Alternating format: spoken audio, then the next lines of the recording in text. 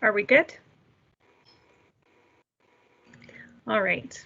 Well, thank you very much, everyone, for your patience.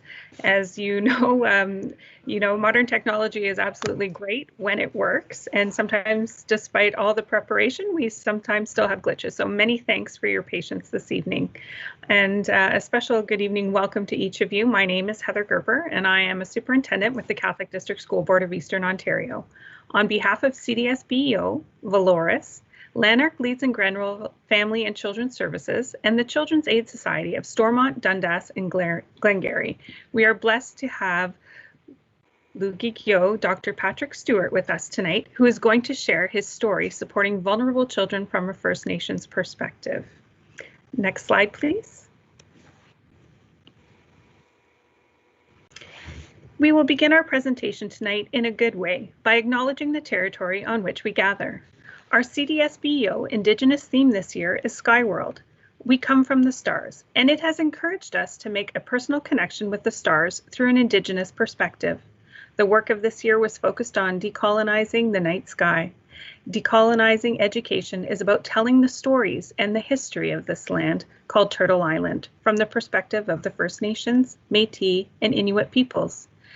Something that colonization attempted to take away from Indigenous people through residential schools and the Indian Act.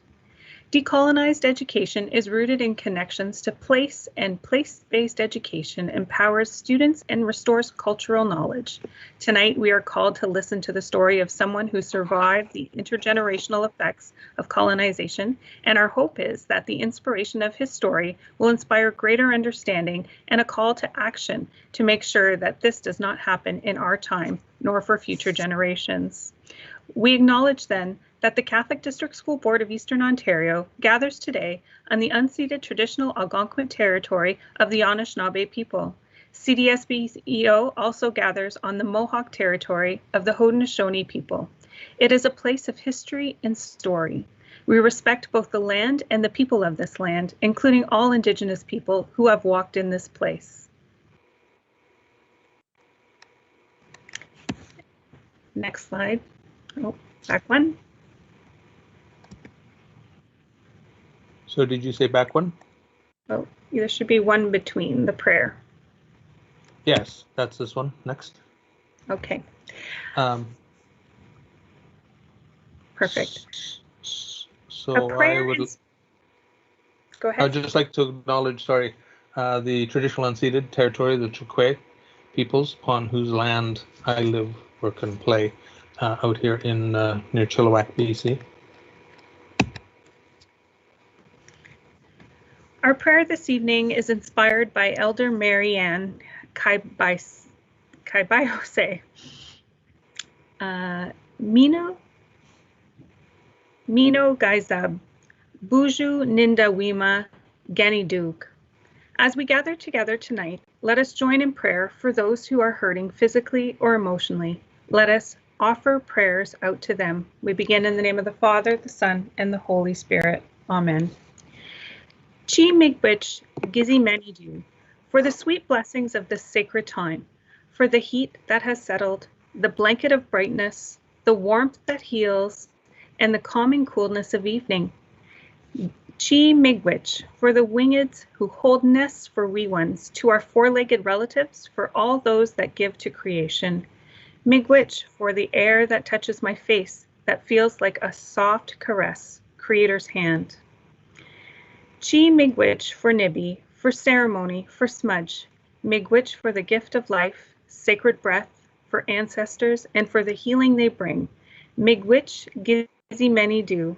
Chi Miigwech Woohoo. In the name of the Father, the Son, and the Holy Spirit. Amen. And at this time, I'd like to turn it over to Marian Lawson McDonald.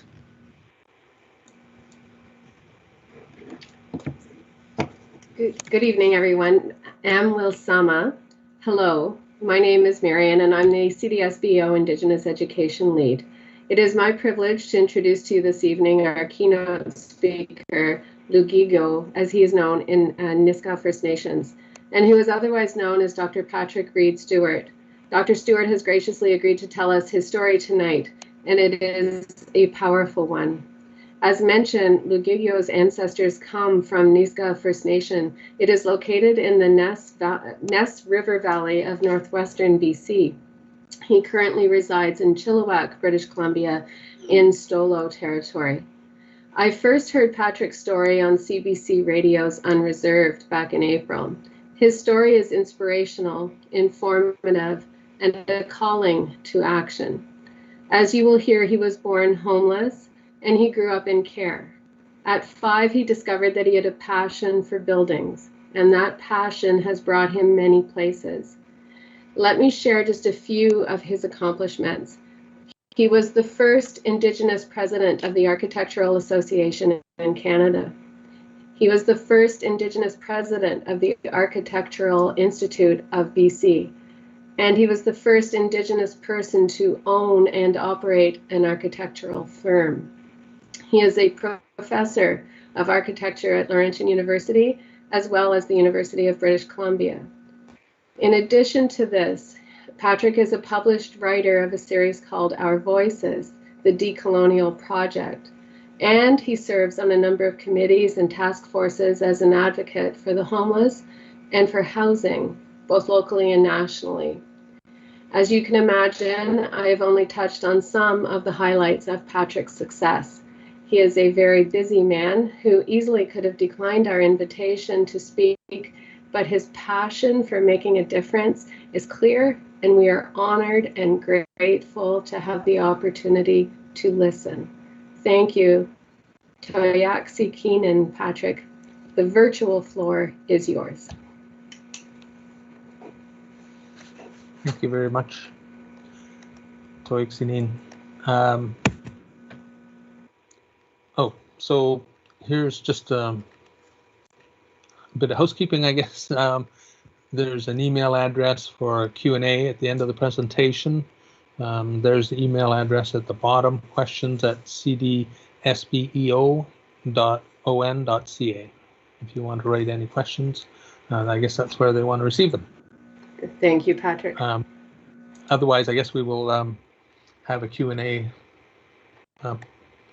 discussion at the end. Hopefully, if I'm fast enough and don't go on and on. I'm Willa Wilsoma. How are you? My Niska name is Lugigio, Patrick Reed Stewart. And I'd like to start off with just saying you should be able to be anything you want to be, but when you're growing up, you hear that. But sometimes it doesn't turn out to be that way. So you get signum hanak kubulsik lugigel why niska ni gisgas ni uptaka ni gingos luant garum mugasum. So what I said in Niska was, ladies and gentlemen, literal translation is honorable men and honorable women and youth. My name is Lugigio, which means calm waters. I'm of the killer whale house of Dakin, of the Niska village of Gingos, which translates to the place of skulls. And I'll tell you a little bit about that. And I'm glad to be here. Literally, it means my heart is glad to be here. This is Gingos on the right slide. That's a pretty current photo of the village as it sits now. And we're close to Alaska. And hidden inlet is Alaska figures in my family history. That's where my mom grew up. And yeah, we're as you can see in the little map here, Gingos is here. We're sort of the westernmost village in Canada to Alaska. And the Alaska-BC border, which is shown here in the dotted line, went through our nation and hived some of us off as American and others as Canadian.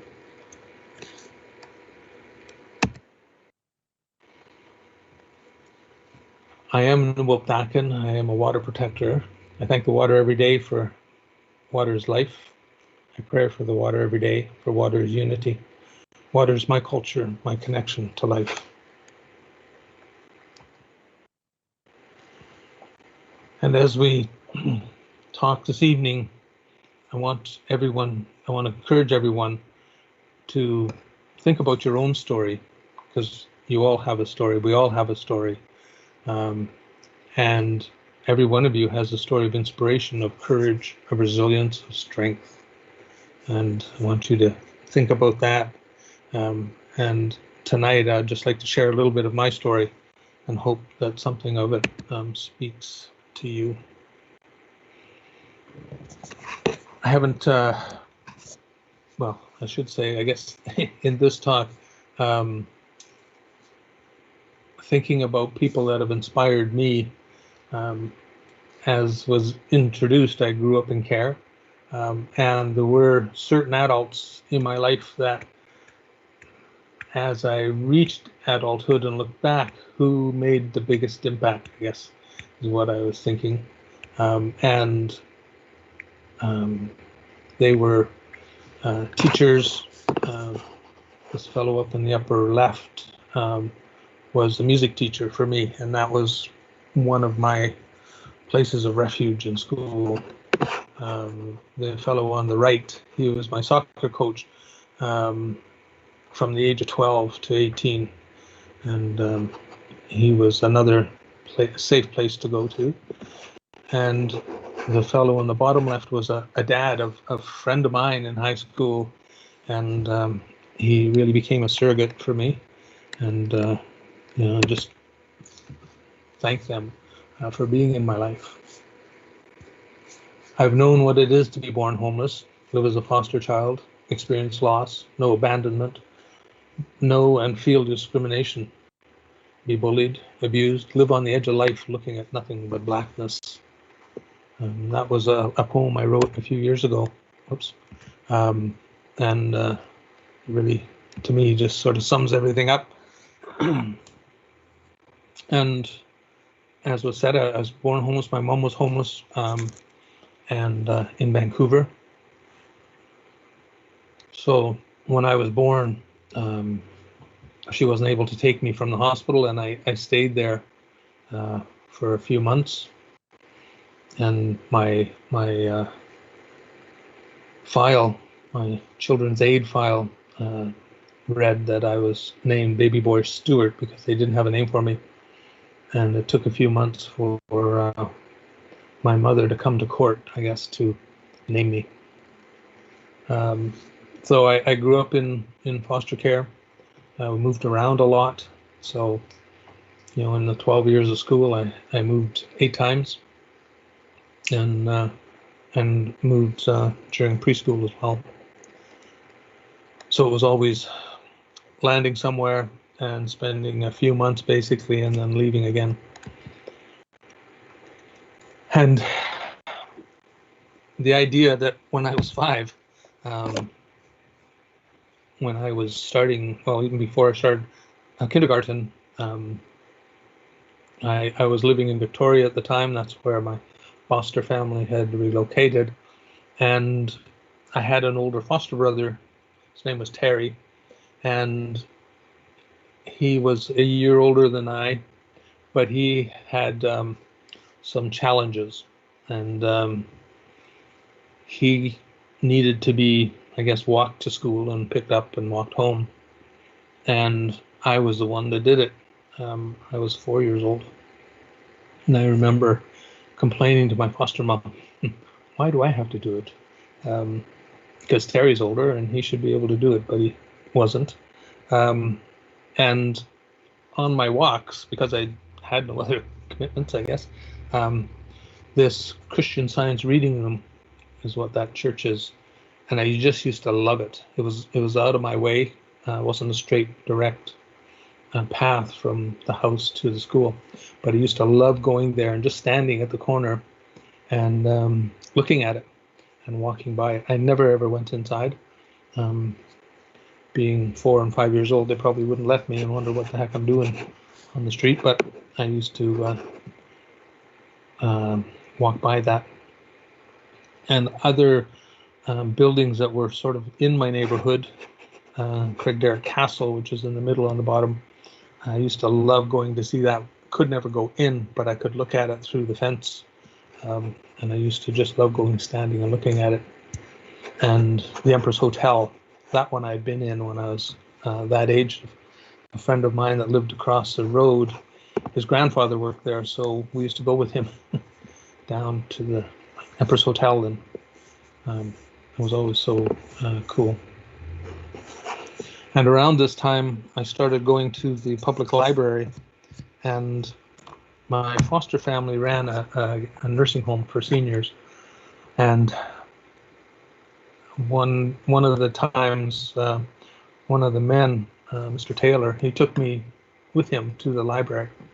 And I remember going into the library, and you know, it was pretty awesome. It was a huge space, and there were racks on the left, and I just sort of gravitated over there, and I started looking at books, and I picked out the BC Driver's Handbook, and it had these colored pictures, like this picture on the left, upper left there, and it just used to fascinate me. I'd page through the book and look at all these pictures, and to me they were cartoonish, I guess. And I remember I had an argument with him because I wanted to take that book home.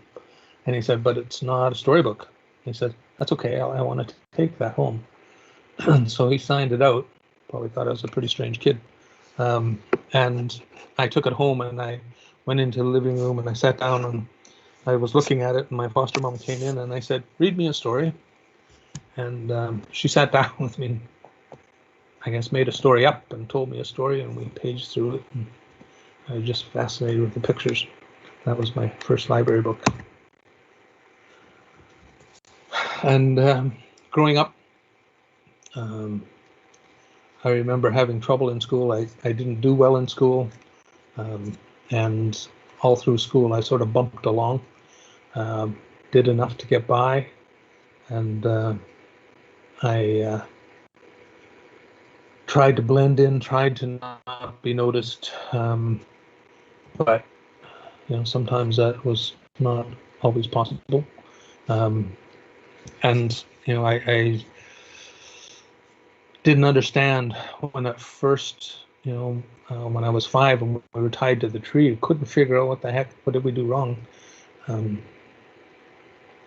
my friend's older brother came and untied us, and then shooed away the other bullies. And I think those other bullies were probably just a grade ahead of us, but when you're 5, they seem so big. So, and he, I think, was about 12, so they ran from him.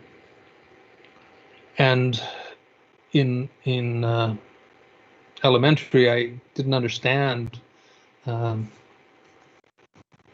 why the kids were taunting me and making fun of how I looked. But you know, we were studying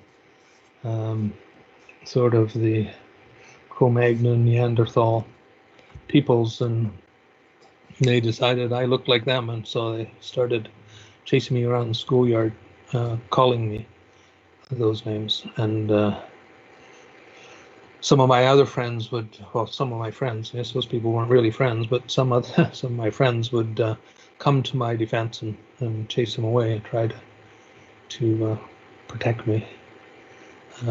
And you know, that sort of was the pattern when I started cadets, and I started cadets because a friend of mine who in school, his dad was commanding officer, and I thought, well, that's pretty cool. And so I used to ride with him. He used to give me a ride. He was a neighbor, and he'd take me to cadets and bring me home. But I didn't have a good time until I got older in cadets. They were very, I guess, sort of sneaky, and after cadets was over and I had to wait for my ride, they used to come and taunt me and beat me up, and it was tough. I never told anybody because I thought, well, I didn't know who would listen or whatever. And I had a strategy as I got older, and I thought, okay, I'll I seemed to do well in cadets. I succeeded, and it was when I became when I outranked the bullies that all of a sudden they wanted to be friends, and yeah, it was just part of the growing experience, I guess, and not understanding. I grew up in a fog, I think. I didn't know who I was, and I wasn't told who I was. And here's a story that really resonated, that I witnessed in the SkyTrain in Vancouver, and a little girl tugged on her mom's sleeve and said, "Hey, that's a foster kid over there." And she says, "How can you tell?" "Because he's Indian and his mommy's white."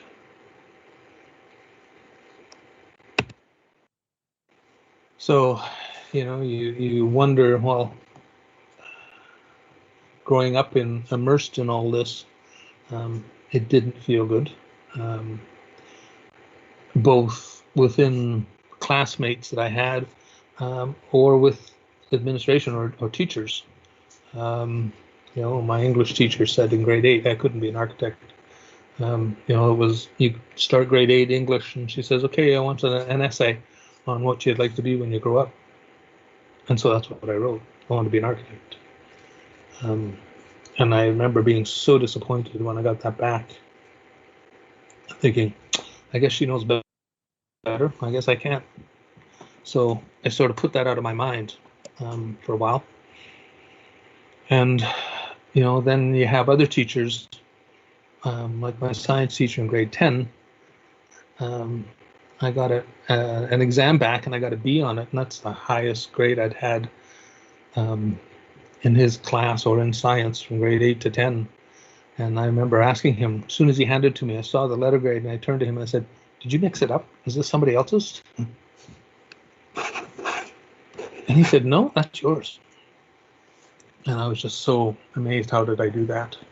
But he was a teacher that showed me extra attention. He was somebody that was a coin collector, and I collected stamps. And I had been in a hobby show, I guess, and he had seen me and seen my my stamp collection, and he's asked if I wanted to go to a hobby show. And I remember it was a couple hours drive from our town, and he asked my foster mom if he could take me, and she asked me if I wanted to go, and I said yes. I was really excited. And he picked me up, I remember, early Saturday morning, and we drove a couple hours to the next town, and not next town, but a town, and did the show, and that was so great. And I just, for him, I would work, and that's what I discovered. If I liked the teacher, I'd work hard. I would do okay. But if I didn't like the teacher, if they showed me any, I don't know, disrespect or what I considered to be disrespect, or if they ignored me or just sort of poo-pooed me, then I wouldn't do any work for them. I didn't care if I failed. To me, it just didn't seem, I didn't know the consequence. It's just like, oh well. And so when I got to high school, my math and physics teachers, I didn't get along with them at all. They could see nothing in me, I think, and I just bumped along, straight D's in math and physics. And D is a passing grade. They both came to me at the end of the year and said, if I promised not to take math or physics 12, they'd pass me. Well, what could I do? I didn't want to fail them because that meant summer school. And I said, okay, I promise not to take math 12 or physics 12. And when I said that, I was thinking of architecture, because I knew those were prerequisites, at least at UBC, for architecture. And I thought, well, there goes that dream. And I didn't think much more of it. And I said, okay, I promise not to take them. And so I didn't. But going into grade 12, I still didn't do well. My one of the things that had happened, I guess, when I was in grade 8, my foster dad had passed away, and that was a big shock to me because he was the one person in the family that I felt connected to, and I guess loved by. And so when he passed, I was really lost. And I think that's where I sort of clung to those other teachers and other adults, other men in my life. And it was sort of tough to, I guess, hold it together. And in grade 12, I remember my foster mom started dating a man, and that just threw me for a loop. And I didn't understand it. I didn't like it. I just quit. I quit everything. I stopped playing soccer, and I stopped trying in school. I stopped cadets, and I just retreated to myself.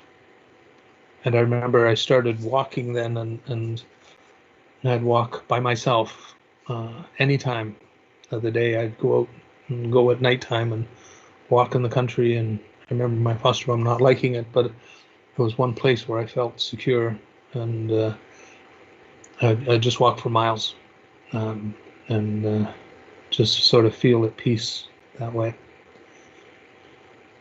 And so,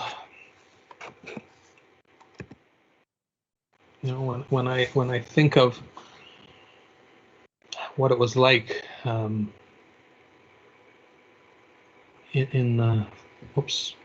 the foster home, you know, academically, behaviorally, you know, I was really not more than a shell. I didn't do much in the way of homework, except in the courses that I liked, social studies.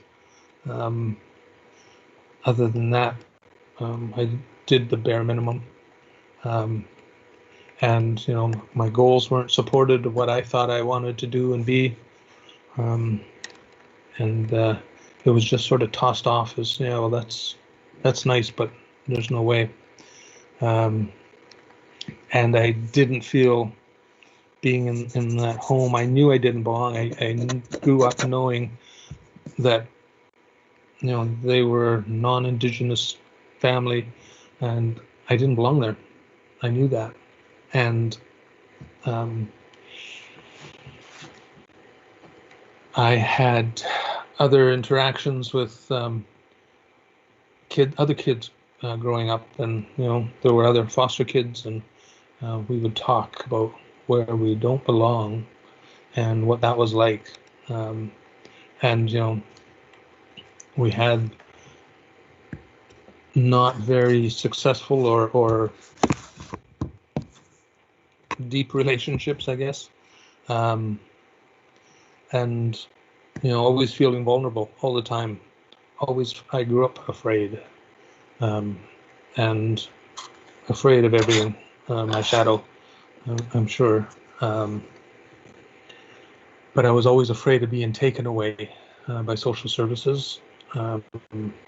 Social worker did not help.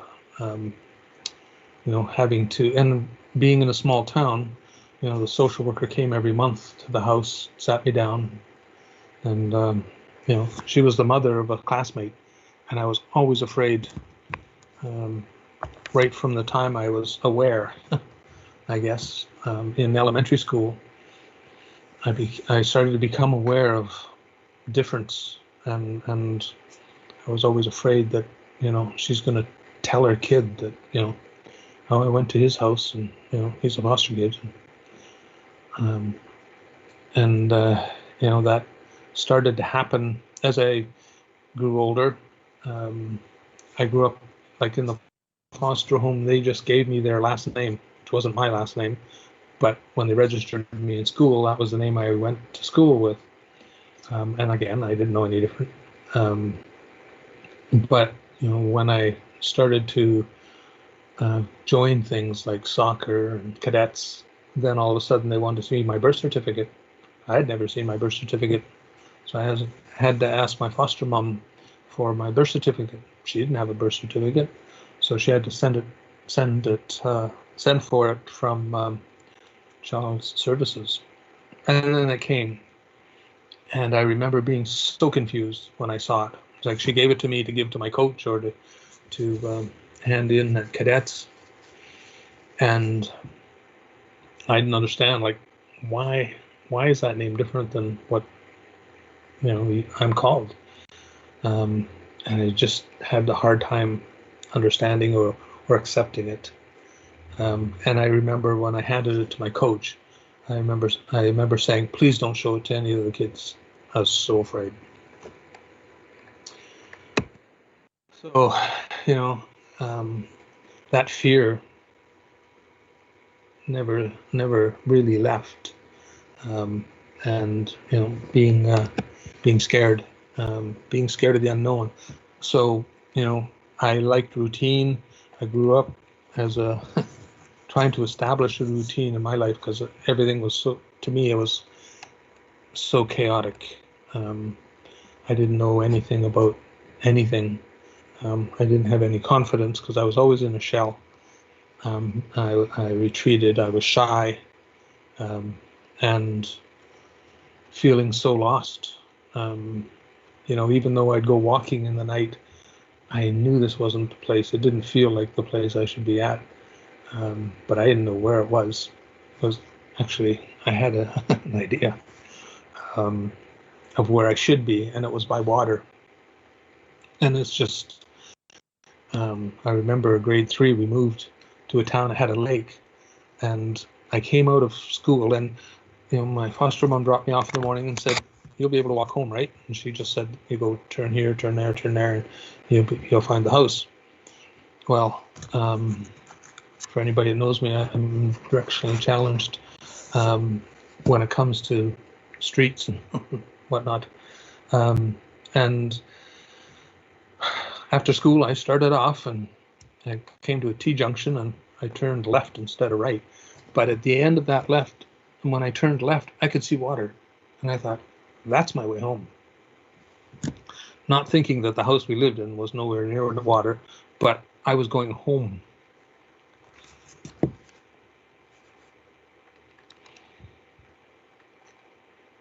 And that didn't work out.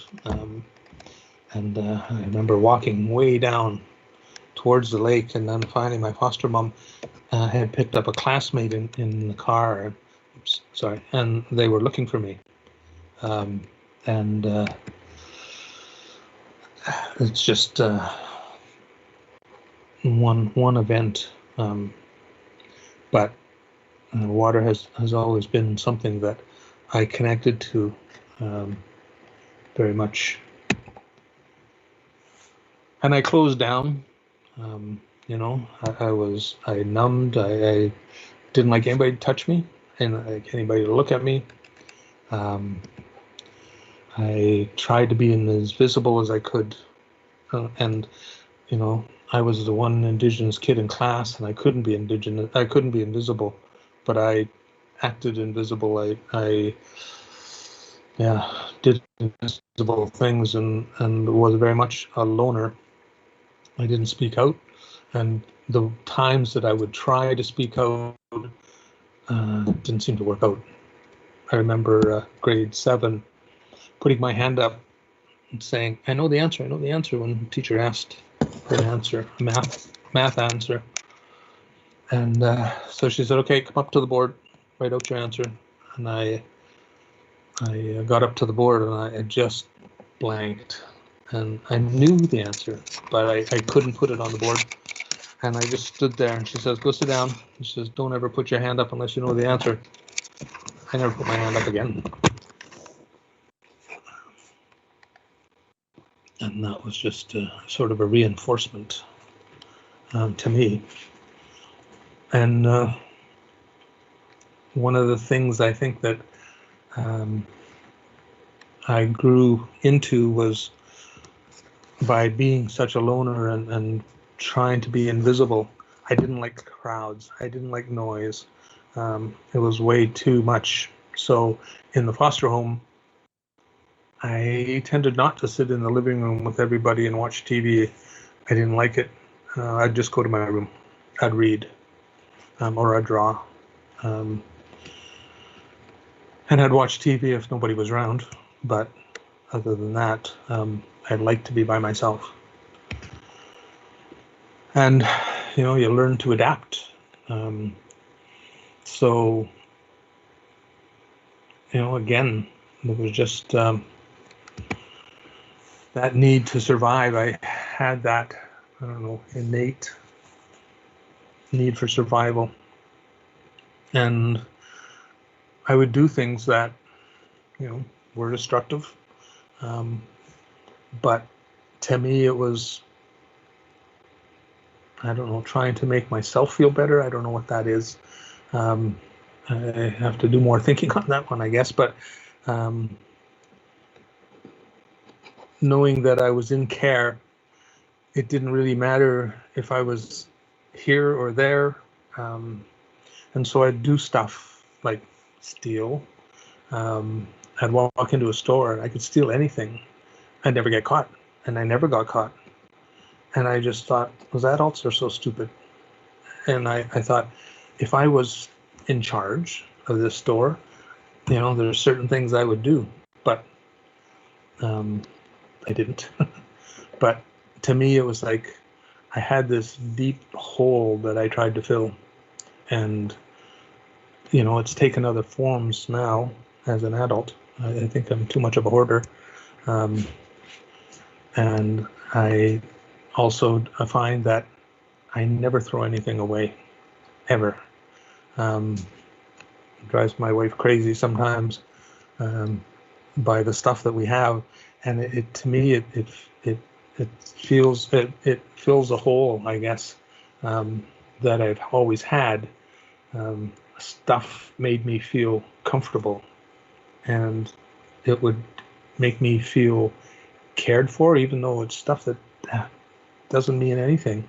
But that's just sort of, you know, mind games, I guess, you go through. And you know, when I think of how I survived and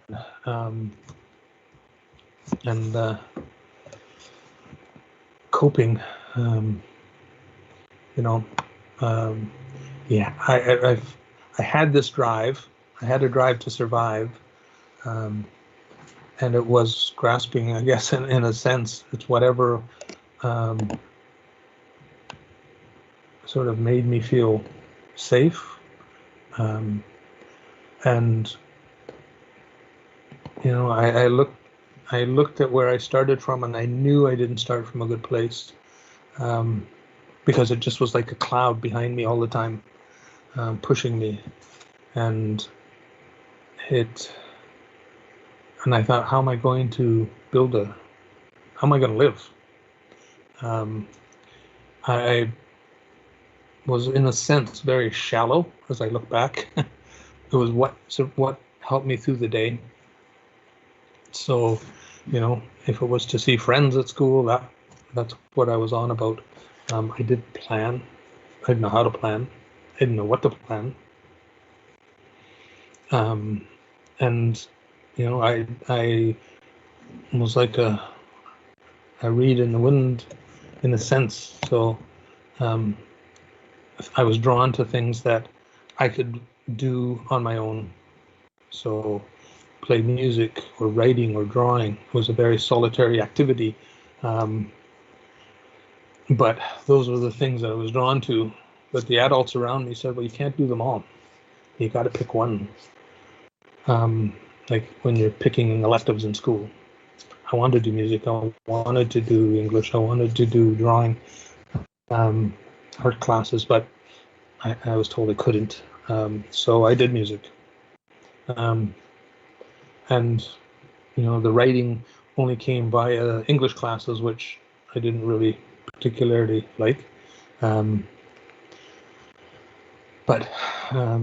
that's just sort of how I survived. I'm a million different places all at once in my head, and I still get told that that I can't do it all, but you know,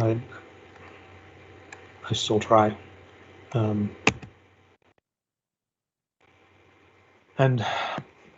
this was a book that I just recently published called Complex Intimacies, and talking about things in my life, and you know, trying to make sense of things, different people, different experiences, yeah.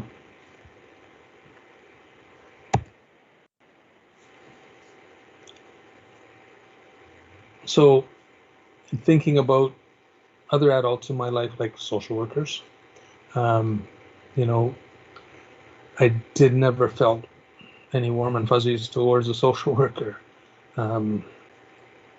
They were people with a checklist, or you know,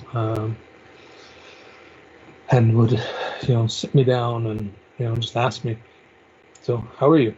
You know, and it's just like, I just say fine, and end a conversation. I'd be dressed up. My foster mom would make sure I was dressed in clean clothes at least, and all that, and but there was never any interest there or conversation. And again, those social workers were parents of my classmates, and I was very afraid of them, for what they may say. And you know, there was no sharing of information about, as I got older, as to who I was. Nothing. You know, I knew I didn't belong there, but where was my home? I had no idea. Who were my parents? I don't know. And you know, it was just like that. And again, being insular and being what I hope was creative, I dreamt a lot. Like, I had dreams, and you know, you hear people, adults, telling kids, "Oh, you're such a dreamer; it'll never come true," all that stuff, blah blah blah. And, I think that's what I came across as, not substantive in their minds. I didn't succeed in the hard sciences or anything, and you know, people just saw me as locked away in my head, and you know, I think the dreams are what kept me going, though. They pulled me, and you know, I always think, oh, if you can dream it, you can do it. That's sort of what I cottoned onto. And in architecture, it's kind of funny. It's like, if you can dream it, you can build it. So sort of an extension of that. And so, you know, I ask my clients, what do you want? You know, and just, and, you know, I've had some clients saying, can I do that? I was like, sure. You know, I remember working with one couple, and the man was so amazed that he had all these ideas, but he was a very strict sort of engineering type, but he had other ideas. And when we were doing his building, I encouraged his creativity, and we just went with it. And it was a very amazing space that he created. And he just thought, wow, you know, he never thought in his wildest dreams that we could build what he was thinking. But so that's, you know, if you have dreams, then you know, follow your dreams. And you know, even though my dreams kept getting dashed, there was always a little slight opening. You know, that I just have to be patient. Even though, you know, I had teachers in front of me that said, you couldn't do this, you couldn't do that, you don't have the requisites, all that stuff, there always seemed to be another door. And it was something that is still encouraging. And you know, here's message to teachers and youth workers here today. I treat youth like they matter. You get to go home each night. Foster kids are left in a place they don't belong. For years, I lived in places I knew I did not belong, but was never told where I did belong. There was so much secrecy, which instilled fear in me. I saw the checks come in the mail every month. I felt like just a paycheck. And I never saw that money. I remember when I got to be a teenager, I got more bold. I think I was 16, and I had a fight with my foster mom, and I said, that money comes from me. That's my money. And I said, but I don't get any of that. And she said, what would you like? I said, I would like a new jacket. I always had hand-me-downs. I grew up in hand-me-downs. I wore shoes that were too big for me, and I had stuff, paper in the toes, stuff like that. And I had a briefcase that was a Foster Brothers, and it was a hand-me-down. And I had a demand about a coat. I saw a leather coat. I think it was the Hudson Bay, and she actually took me and bought it. And I thought, hey, that was pretty cool. And again, as I got older and became more aware, and I knew I didn't live in a wealthy foster home, my checks mattered every month. And I heard adults talk, like when my foster dad died, I heard them talking about maybe I'll have to get sent back. And I thought, back where? Because we'd moved so many times, I didn't know where there was. And I just remember so much fear about that. And I remember when my foster dad was in the hospital, he lasted probably 3 months in the hospital. And I remember coming home on the school bus, just afraid every night when I get home from school, was he alive? That was my biggest question. And then eventually he passed. And, I just heard all that talk. They say, my foster mom saying, well, I can't afford to feed him. I can't afford to keep him. And, we're going to have to send him back. And I don't know what happened. I tended to run away from all that. I'd go in my room, I'd go outside, I'd go for a walk, I'd get out of the house, I'd come back when everybody was asleep. And, day to day, I'm here and stay day to day. And, having grown up and coming out of that system, it's easy to do as I say, not as I do. But, I let my weaknesses stop me a lot. I didn't know strength. I didn't know that I had any power because I grew up thinking I had none. I was treated like I had none. I was always the one kid that in class that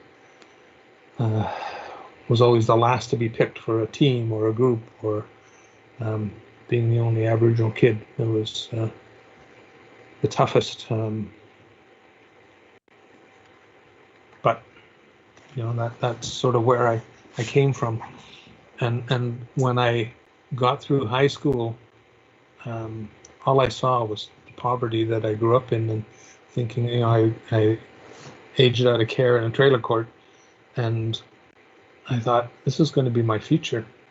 If I stay in this town, I'm going to end up in a trailer next door or something, and be a truck driver. Or nothing to say anything about bad about truck drivers or people that work physically, and I have done a lot of that kind of work.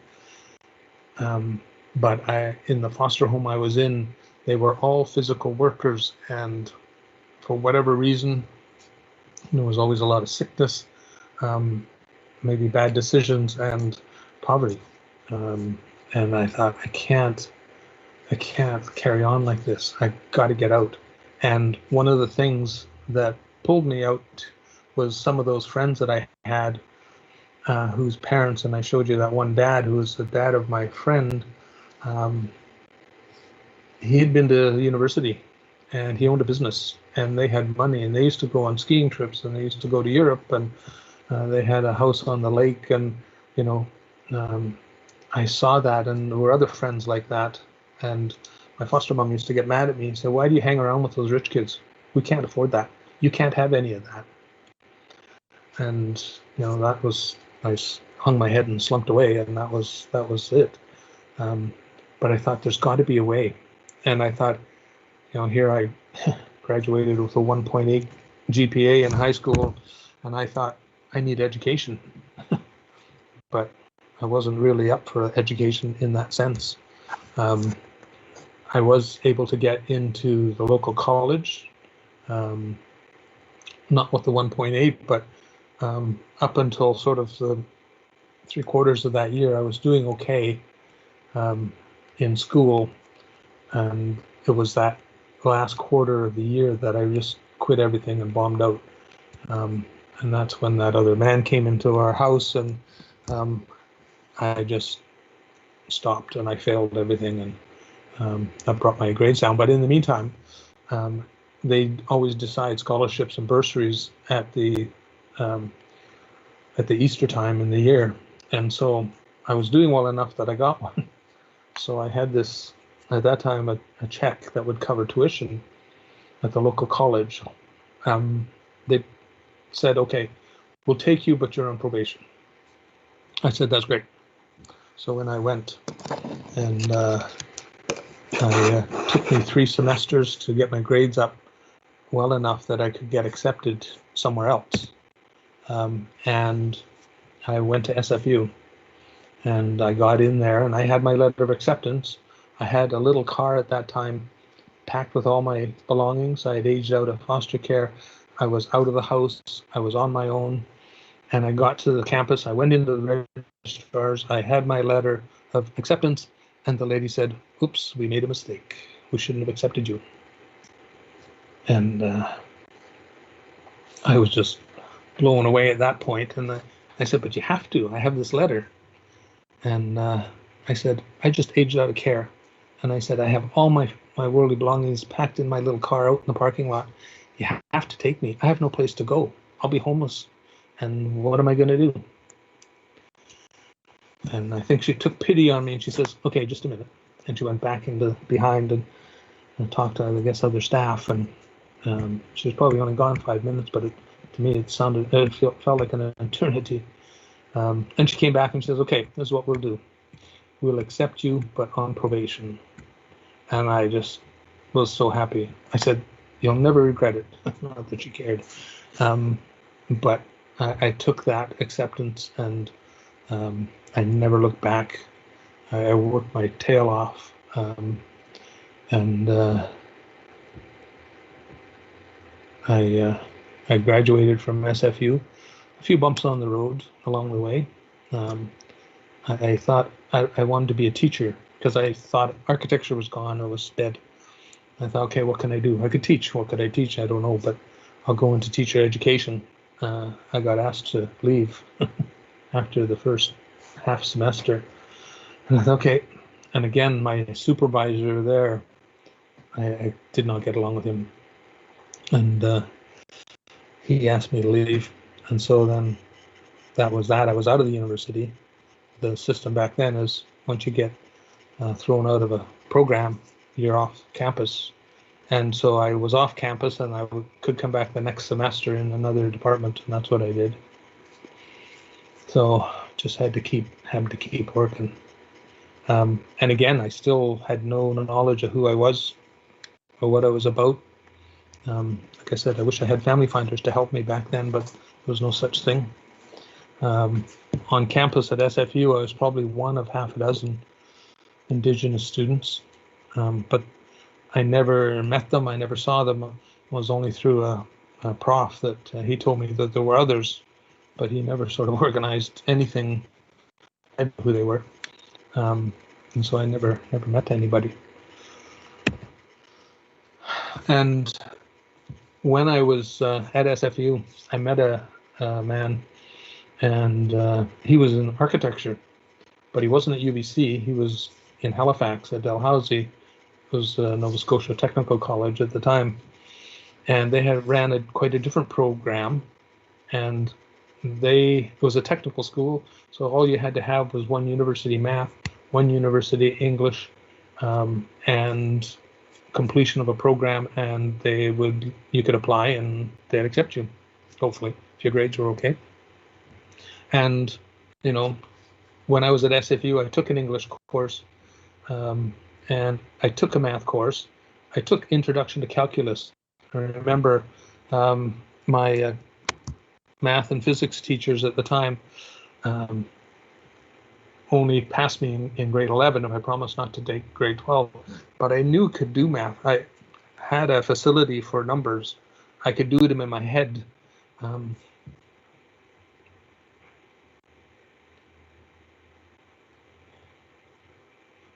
But I couldn't do them in textbook. And I took Introduction to Calculus at SFU, and I had an awesome prof. Oh my God. In my midterm, I got 96%, and it's like, holy crap, I can do this stuff. And to me, I needed that validation. And so I had that, and I applied to this school, and talking to that student, he said, that's all you need. You could apply and you could get into architecture school. And I just couldn't believe that I could get into architecture anywhere. It was across the country. And I still remember walking up those stone steps in the middle there. When I went to the school, it was just like you had to go for an interview. And I was just so amazed that it was just overwhelming that here I was starting something. And, I just plowed ahead. And,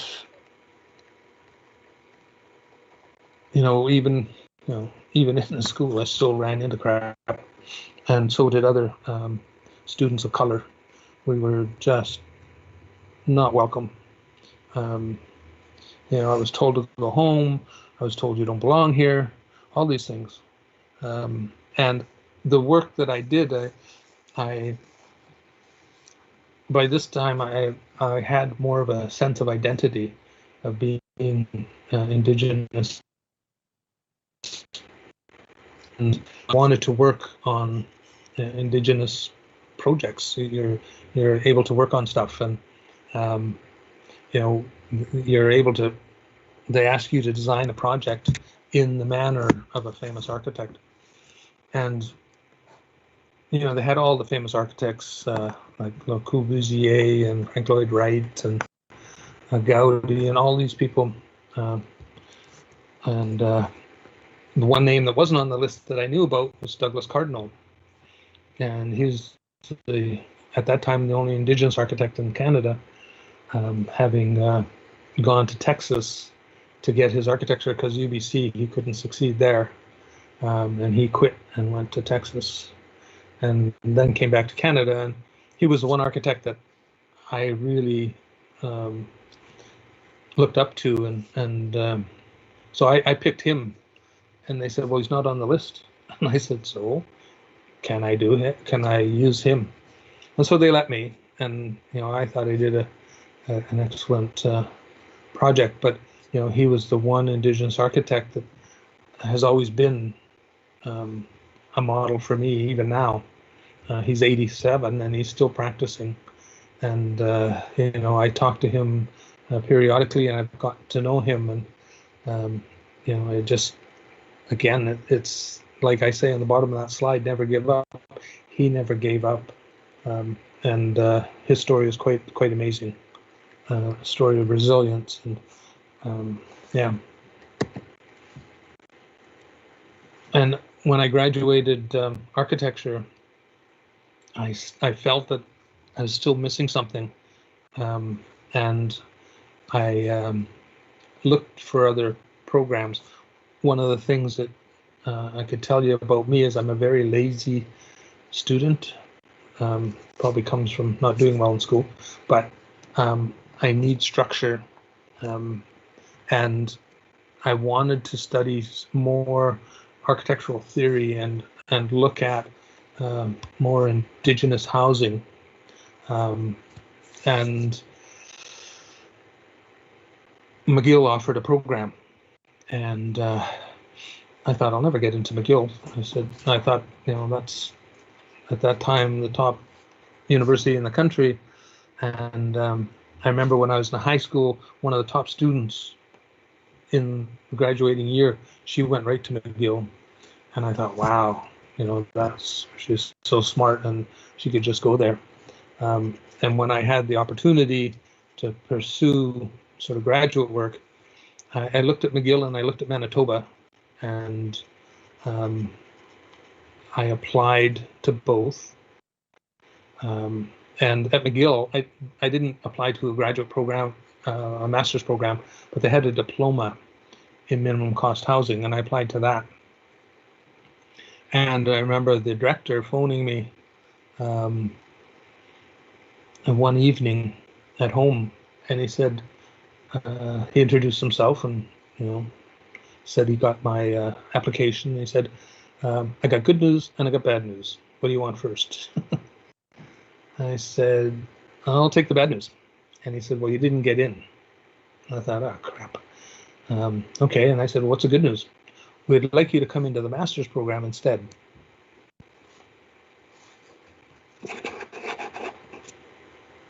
And I thought, wow, that was, to me, a step up. And I hadn't applied for the master's program. And it was just, to me, amazing. And so I went.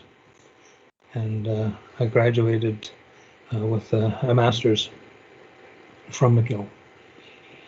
And then came back to BC and started practice, working for architectural firms.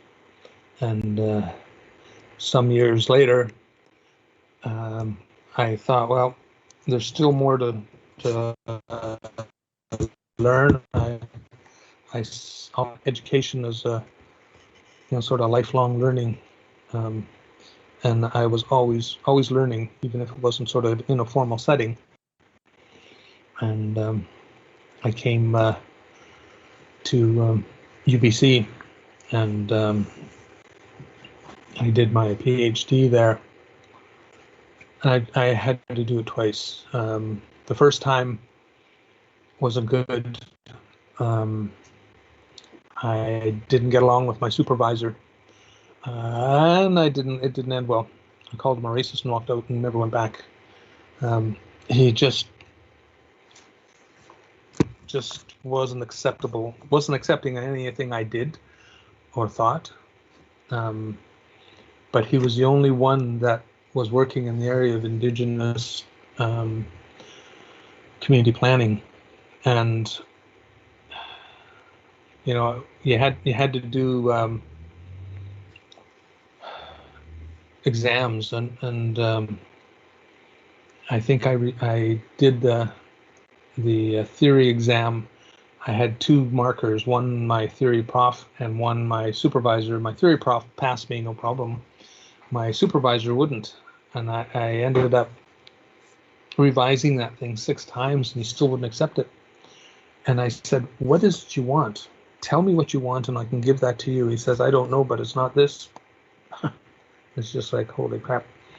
So I left, and then I came back a few years later, and I didn't go into that program.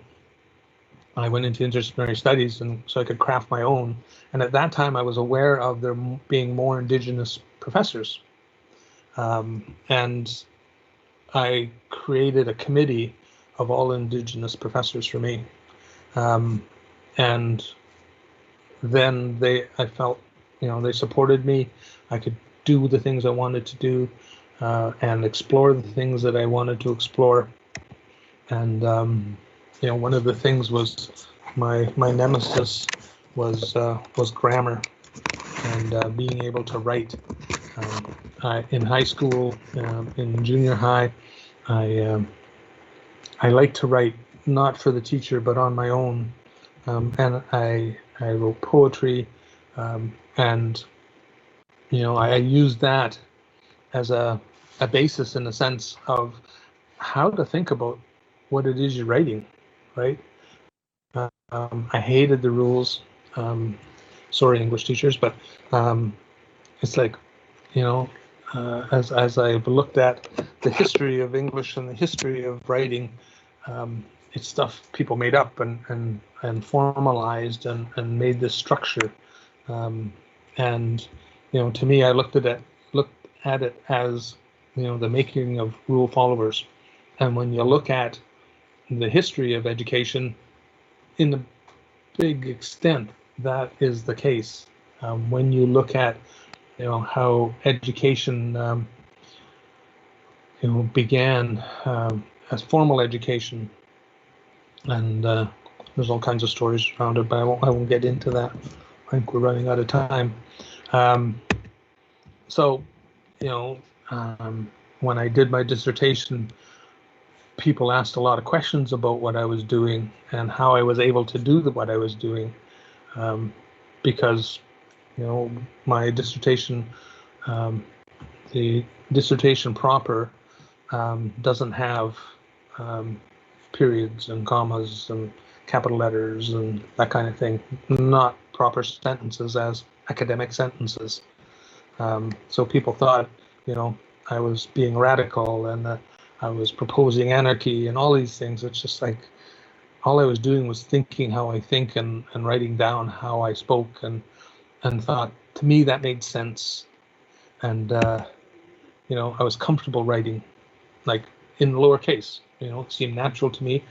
I did not need rules to tell me, oh, you got to capitalize that. That's a proper noun. This is a verb and all these things. And, I, in my own mind, it was too much of a contortion, I think, as to why we have to do that to language. And, I reasoned that I didn't speak in indented paragraphs, nor did I speak in periods of commas, so why do we even need to write in such a manner?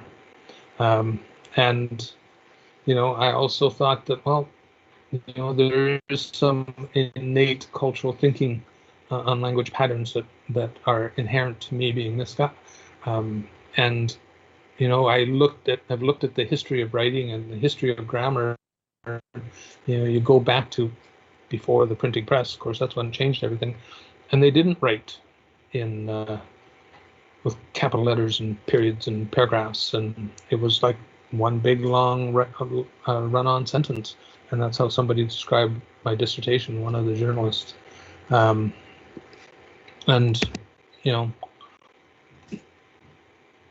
one of the things I found is, even though my dissertation talked about all these things that are on the screen, they all sort of attached themselves to what they saw. It hit them in the face, and that's as far as they went. They saw there was no punctuation, and I wrote the dissertation without periods and commas. Those are the things that they saw first, and that's where they stopped. Nobody talked about content in all these different publications and interviews that I had, and it took some years before, and it was mostly architects and academics and theorists that started looking at what I was actually talking about, not the way I was talking. Hi, it's Marian here, Patrick. So we're at the end. Are we? Sorry to interrupt. Well, actually, I, as a former English teacher, I really find your comments interesting around that. Also, because in our school board, we're doing the NBE course in grade 11. So the English course is from an Indigenous, contemporary First Nation, Métis, Inuit voices. So it is a challenging thought and an interesting thought to look at decolonizing the course and what we could do about that. So I really appreciate those comments. We did have a bit of a late start, so I'm just worried about time a little bit. But I would really hate for people not to see some of the pictures of your architecture of the buildings that you've done. Would it be possible to kind of, I hate to hurry you. Yeah. Well, just for the sake of your time as well, but I would hate to miss going. Okay. I can keep going, but I don't know what the audience thinks. But I guess people will leave when they want to leave. We have a couple of questions. Right. We have a couple of questions for you, but did you want to show those, or did you want to move ahead to questions? If you want to ask questions, that's fine. Oh, okay. So one of the questions we did have during your talk, and you're so interesting, Patrick, we could listen to you all evening. Ella Fuller was asking, what are your recommendations for having a First Nations representative in schools available for First Nations students, and I imagine for Métis and Inuit as well, possibly, is part of the question. There are some secondary schools in Ontario that have this position available, but not all schools. So what's, I'm not sure if you would like to comment on that. Of course, you're coming from British Columbia, but in general, do you have an opinion on that? So, I do.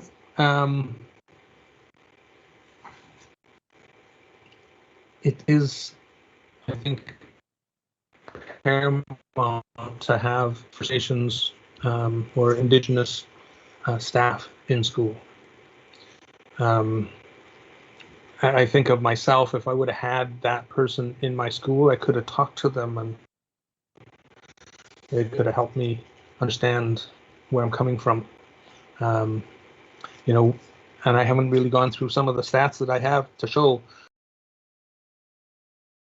Think of the people that, you know, are caught in the system.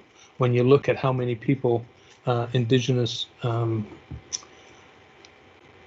kids are in foster care, you know, you look at 52% of the foster kids in Canada are Indigenous. And you look at specific provinces like Manitoba, and 87% of the kids in care are Indigenous. And when you look at the number of kids, or the percentage that Indigenous kids make up in the country, we're a very small percentage. I mean, nationally, we're what, 4.5% of the national population, and yet we represent, you know, 34% of homeless people in Vancouver, 60% in Winnipeg. And when you look at adult incarceration, you know, Saskatchewan, Manitoba, Nunavut, and Northwest Territories, numbers are astronomical.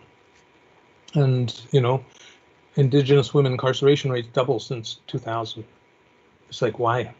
Youth in secure custody are 35%. And, you know, you look at our success rate in the education system is lacking, you know, less than 50% graduate high school. We got 4% of Indigenous people get degrees, and you know, it just goes on and on.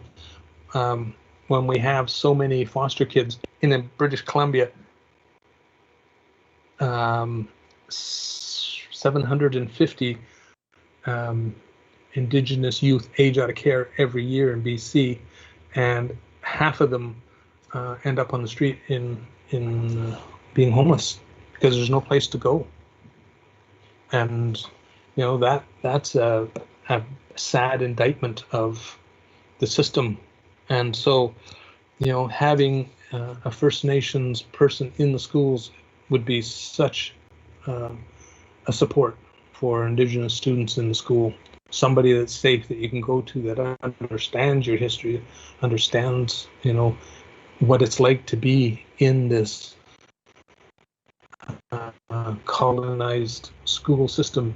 And, you know, when you're faced with nothing but authorities, and it's authorities that are trying to keep you in line, and, you know, you just shake your head. So, yeah, I think it would be definitely a positive. Thank you, Patrick. That is such a powerful comment, and I couldn't agree more. And I think when we come from a place of privilege, it's only in hearing someone with your life experience that we get to listen carefully, because we cannot see the need for it if we don't have the need, but we need to recognize that some do, and how important that is. You answered a couple of questions in your answer there, so I will move on to a new one. So this is from Kyla, and she's asking if any school boards in British Columbia, or I guess in the rest of Canada, have ever reached out to your firm to design a culturally respectful school or a safe place in a school. I wonder if that is happening yet. That to me would be such an interesting project for you. I've only done I've done one school on reserve for Squamish Nation, and at the time it was a good and a challenging thing, because in talking to people from the nation, they had this idea of what they wanted, but the funders didn't necessarily agree. So Indigenous Services Canada are the ones that funded the school, and they didn't like it. They wanted something more, I guess what they would see as being more regular, what a school should look like. Not that this school didn't also contain all those things, but we were trying to address the culture, address the need for the community. So, you know, that was one thing. I haven't tended to follow or try to, I guess, get other schools, not for any particular reason. I've done a couple of daycares, one for my own community, but it just depends on, you know, sort of projects that come up. I tend to do more community-based projects, but I also do, you know, other things. But so there's a lot to do, and so let me just give you a quick story. I don't know how quick it is, but before I was an architect, I asked an elder in my community, and I came back to my community when I haven't even told that story, but I was in my early 30s when I started to find out who I was, and I remember coming back to the community and asking an elder. I said, "Why are there not more Indigenous kids in school in architecture?" And he gave me a really good answer. He said, "Well, in 1951, when the Indian Act was repealed, we could go to school. We could go to high school. We could go to university, because before that it wasn't allowed." And like my mom graduated. She left residential school with a grade 5 education, and she was 13 years old, and then she was sent back to the reserve. And in those days, residential schools were quite largely faith-based. So the missionaries that were in our community in Gingos were Methodists. So the Methodist school was Kokalitsa, which is ironic that it was in Chilliwack. And so that's, you know, 1,300 kilometers away. And my mom at age 5 was sent there. So she stayed there until she was 13 and then went back home. And you just look at, I guess, the structures that are around us as Indigenous people. And so that elder, getting back to that story, he was saying when we were able to go to school, we had to look at our community and say, what do we need? Well, we were fighting, you know, the Indian Act, and our nation, the Indian Act was 1876, and our community was surveyed in 1885, and that's when they laid out the reserves and moved everybody onto reserves in 1885. And it was at that time that a delegation went down to Victoria to see if they could stop it, and that didn't work. And then they went to Ottawa, that didn't work, and it took probably 20 years, and then they went to see the Queen in England, and that still didn't work. They've been fighting it since day one. So the elders got together and said, well, what do we need now that we can go to school? And they said, well, we need lawyers. We need lawyers to fight these guys. So that was the first priority.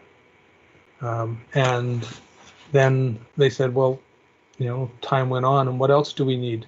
We need teachers, because the residential schools are closing down, although the last one didn't close down until 1996 in Gordon, Saskatchewan.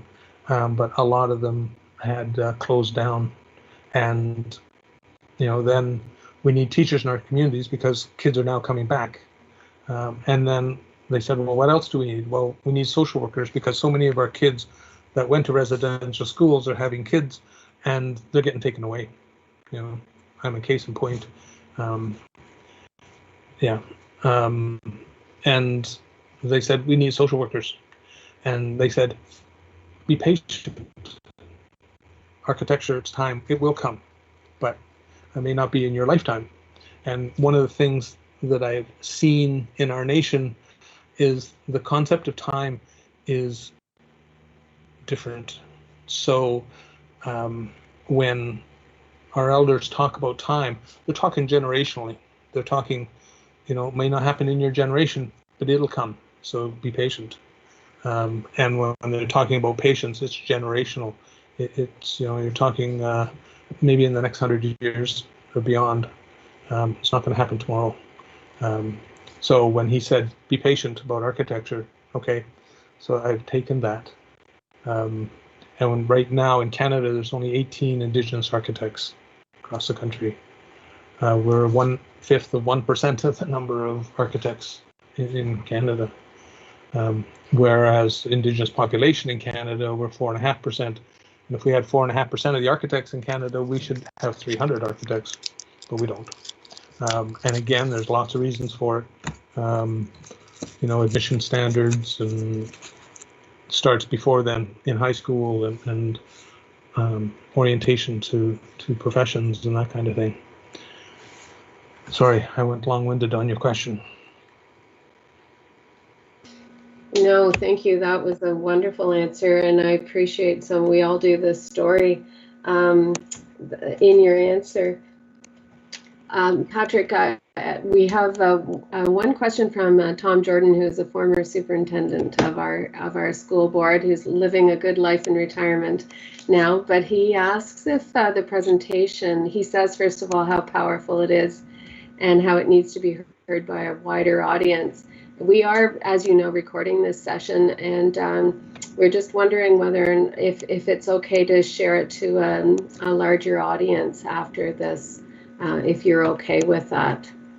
Yes. For anyone who was not able to join us. Sure. Okay, wonderful. That's very kind. So before, I see you've changed the slide. Was there something else you wanted to go to, Patrick, before we end? No, I was just, I don't know if you just want me to flip through stuff, but, there's, things like this, the trauma that, people go through. So people that I've met, people that I work for, they want change. They don't want the same old, but they also want to understand their ability to have their culture reflected in their built environment. So, this is quote unquote a correctional facility. It's a jail, a prison, but in the Indigenous community, it's a healing lodge. So this is a men's healing lodge, and the concepts are just so different. But it's more about addressing people as human beings, and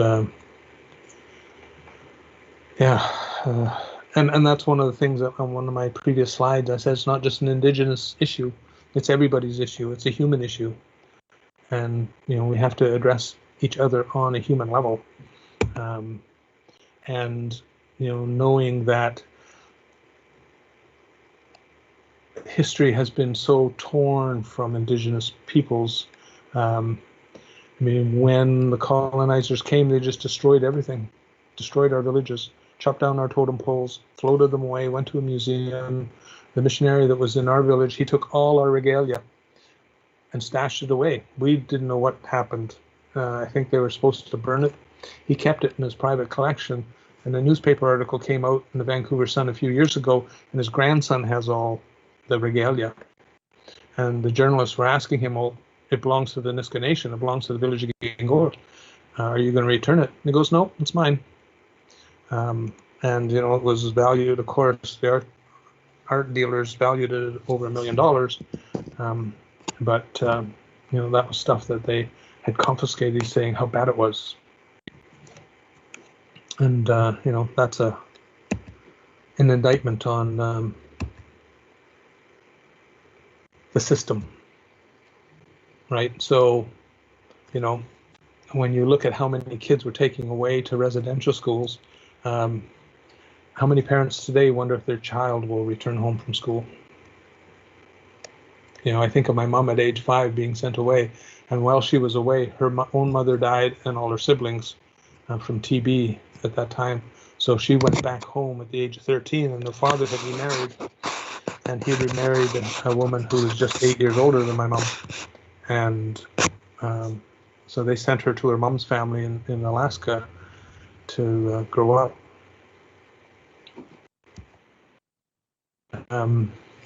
You know, even things like this assisted living in Stalo Nation, Stalo territory. And I worked with the elders for a couple of years on this project, and everything that initially that I did, they said, nope, it reminds me of residential school. And we talked about colors, massing, materials, layout, and, you know, they just had such issues with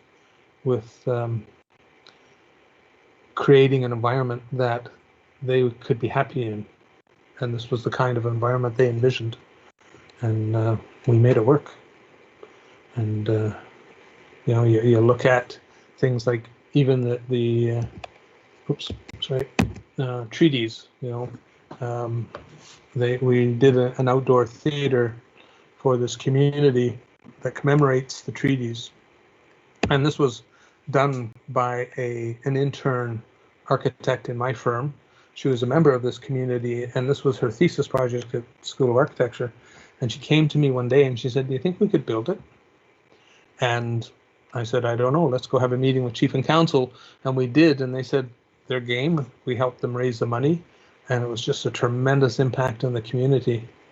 Unfortunately, the woman was diagnosed with cancer, and she passed before this opening day. It was very sad. But on the other hand, I was so happy for her family that this is still there, even though she's gone. That was a very powerful legacy for her.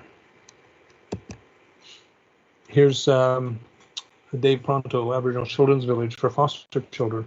This has foster families, and they selected me as the architect because they knew I grew up in care, and they wanted me to design this.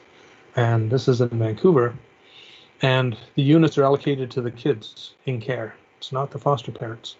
And the nonprofit housing provider worked with the local child and family services, and you know, they selected the kids the youth to go into the building and put foster parents with them. And if the family breaks down, it's the foster parents that are removed, not the foster kids.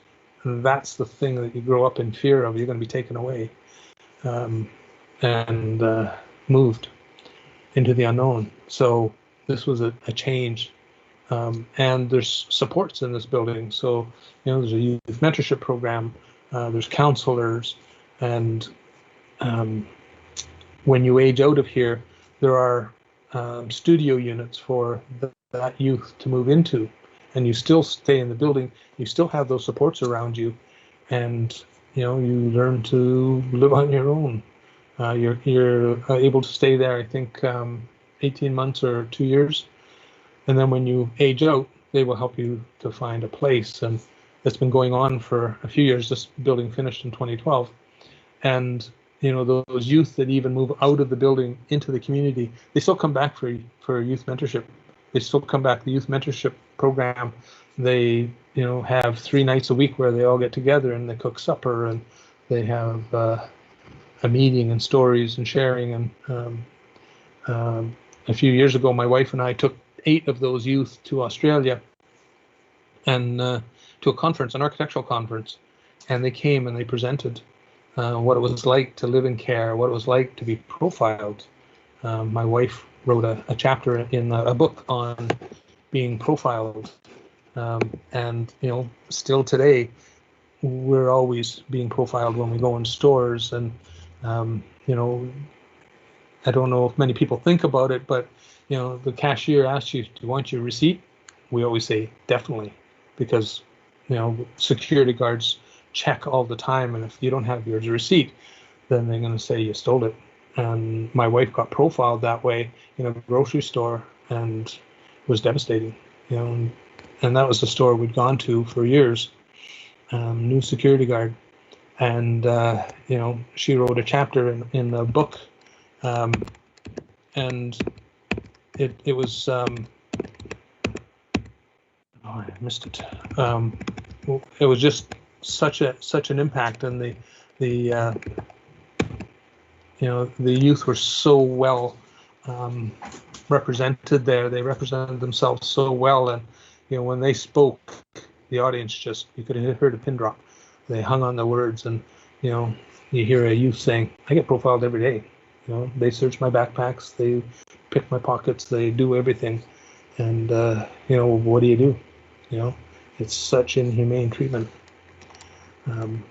But yeah, you end up not getting used to it, but it's still painful.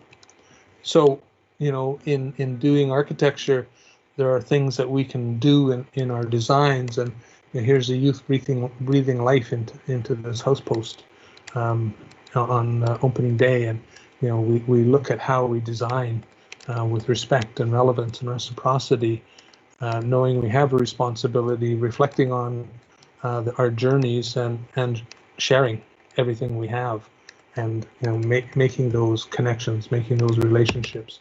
And you say why, and it's for kids in care. One project I'm working on right now for Gitxsan Nation, they have 135 kids in care that don't live in their territory, and so every year they do a welcome home ceremony, and they bring their kids and their families together, and there's such tears at the end because kids don't want to be taken back. They're leaving their territory and taking, they come from Vancouver and Prince George and Prince Rupert, and that really stirred the Child and Family Services to say, we've got to bring our kids home. So when we look at all the things that go into growing a child, it's all important. And so they have a project called Bringing Our Children Home, and this is for kids in care, this is for youth aging out of care, this is for women and children fleeing violence, or single parents and children fleeing violence, because it's not only women. And this is a current project right now that's out to tender. And again, emphasizing the effort it takes to do this, to have everybody be together and supporting each other and supporting the kids, and letting the kids know they're supported. And knowing that it is a hopeful, you can have hope, and it's like the 12 steps. You've got to take it one day at a time. And if you can focus on a day, you can focus on the next day, and it takes perseverance. And I think, well, if I could do it, anybody could do it, because I did not think I was going to do it.